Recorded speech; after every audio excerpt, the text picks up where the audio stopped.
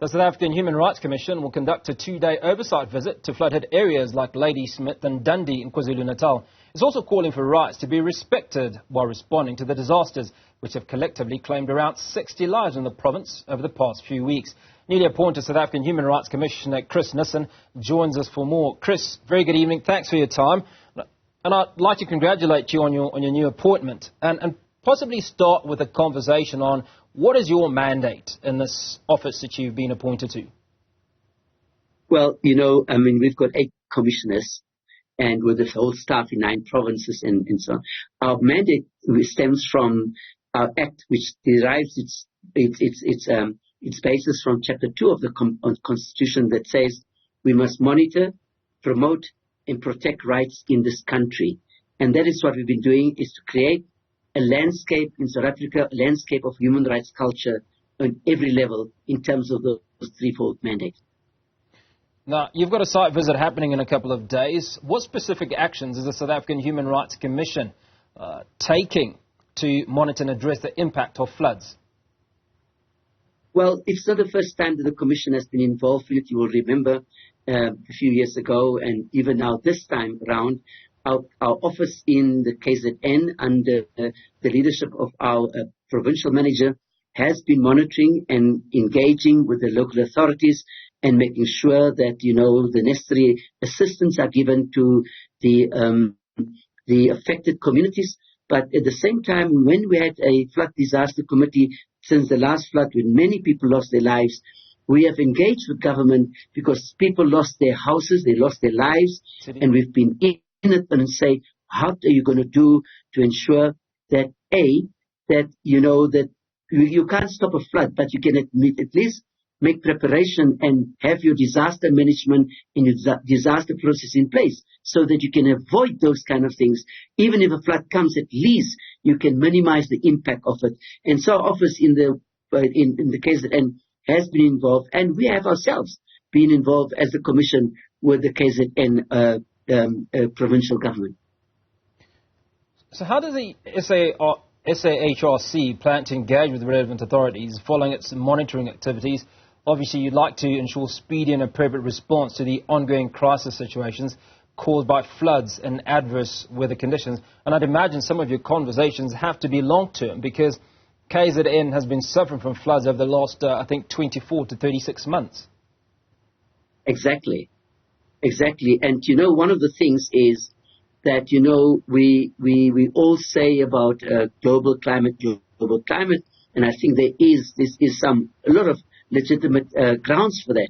But if you know about it and you know the patterns in the past years and the patterns going forward, then at least as an authority you make preparations. And so that is the kind of things that we've engaged with them in the past, because communities were uprooted. We still don't know even where some of the bodies are of people that got lost. Graveyards were uprooted and so on. So, yes, we will be, as the Commission will really, at this time around, sit down with the authorities as we're planning to do to ensure that preparations are taken to ensure that even if there's a flood, that at least that or storms or whirlwinds or something like that, that at least some preparation is in place so that we minimize the impact of these floods. I don't know how floods are floods and, sometimes they're vicious, but at least people that live in informal areas, people live on the slopes of the hills in KZN, at least that we need to make sure that there is some form of not only relief when the floods happen, but also when before the floods, there are precautionary measures taking place. One of the issues, for example, that we've learned in the Western Cape, on the Cape Flats, is that the storm drains. It's not being cleaned. And so the result, when there's an overflow of water, the water cannot run away. It's a simple thing. Make sure that the storm drains are clean. Make sure that the canals are clean. Make sure that there's a flow for the water, because water, when it's in a mass, it finds its own flow if it doesn't get a way to flow away.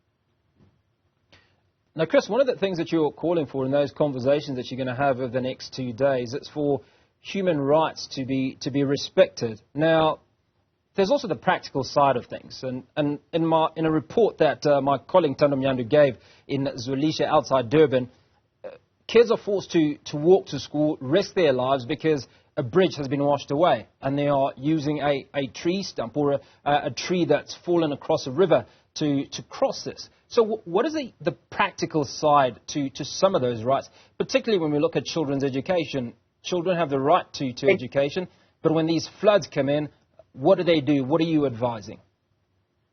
Exactly. So and some of them fall into the rivers, and then they go wet to school, and they take a long time to get to school. And I'm talking about the past, about what happened as well. And not only there, but also other areas where we see that people have to build their own roads, their own bridges over the roads in order for them to walk over. So the fact of the matter is, the government of the day need to look at those things. And that's why we say, you plan beforehand. You don't just wait until there's a disaster. You've known the disaster over years, so you need to plan and say, what are we doing? In every province, there's a disaster management center. And they are there specifically to look at and map up the disasters and say, where will it occur? How did it occur? When it occurs, what do we do? And these children and women and other men and women crossing those rivers with raging waters sometimes underneath, it's violating their rights, because it's about their lives, their safety, and of course their education, because they are denied an opportunity to be in time, to come wet to school. And can you imagine sitting there wet in a classroom? But we've seen, particularly in KZN, how the communities have decided to build the bridges for people. Not even there, but most rural areas. We have seen how communities took it in their own hands. But what do the governments do in those areas? Because there must be some plan for bridges to be built over those kind of rivers. Well, you're talking about plans, Chris, and I suppose one of those areas that requires limited planning, because every year there is X number of pupils that are enrolled. Now, the Western Cape Education Department's challenges has faced challenges in placing 688 learners due to budget cuts. What steps is the South African Human Rights Commission, Western Cape Provincial Office, taking to monitor and intervene in the placement process to safeguard the right to education? I mean, this is a thing that happens annually, but if they're caught unawares, so to speak, and 688 children are unable to go to school, it suggests that there's quite a problem in that planning process that you speak of. You're absolutely right. You're absolutely right. This is not the first time. When I first entered the commission in 2017, we found that same problem. We engaged the MEC at that time, because I was in the Western Cape. We engaged the MEC. This is a problem that happens every year. Every year. Not in the Western Cape, across the country. Now, if you are the head of a department, or if you're a government that knows these things happen every year, what do you then do? What do you then do? You put in plans a year ahead to say the migration will be happening so many children will become of 6 years old. Some of them will be obviously moving up grades and so on. So what is it that we need to do? So you see, if a government doesn't prepare for that, it means a government doesn't want a generation to grow and in education. And if a generation doesn't grow in education, it grows into poverty. And so, I'm sorry, but these government departments must pull up their socks. They know how many pupils, how many learners have been registered, how many learners cannot register, but how many learners will turn up at the schools. How many mothers that doesn't have access to internet, they'll come up and turn up at those schools and so on. So the point is, as this commission, we say education is a right. And this right cannot be denied to children because you say, my school is full, or you're not in the right area, or I don't have funds, or all those kind of things. This country needs to educate our children and lift these children out of that poverty. During COVID, we have seen that if my statistics are correct, and I may be wrong in it, but as the Commission, we believe that there were more than about 15,000, I think the DBE put it at 18,000, that children that left school after COVID. So can you imagine, and that's just maybe not even a real figure, but can you imagine that those children that left in primary school, today they're not at school. So all those thousands of children with their families will grow up in poverty. So yes, governments know what happens every year, and the Commission fails to understand why proper plans are not put in place. As the Commission, we're not saying there are plans. As the Commission, we understand the state of schools and state of education in this country. But the Commission appeals to the educators, educational institutions in this country. If you want to take care of the future of this country, take care of these children and make sure those learners are in school. So, Chris, let's talk about implementation. So you have conversations with the various departments, the Department of Education, for instance, around the 688 kids that haven't been enrolled. How do you enforce some of these rights if they are not adhered to? Does the Commission have powers of enforcement, or is it all limited to just conversations and beyond that, very little more that you can do?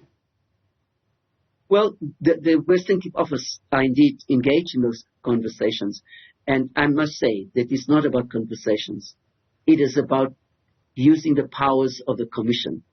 And the Commission has determined this time around. That's why the Commission has deployed its commissioners in the end of this week, because we've been the whole week until Friday, we've been involved. You remember there's new commissioners coming on board. It's a new set of commissioners.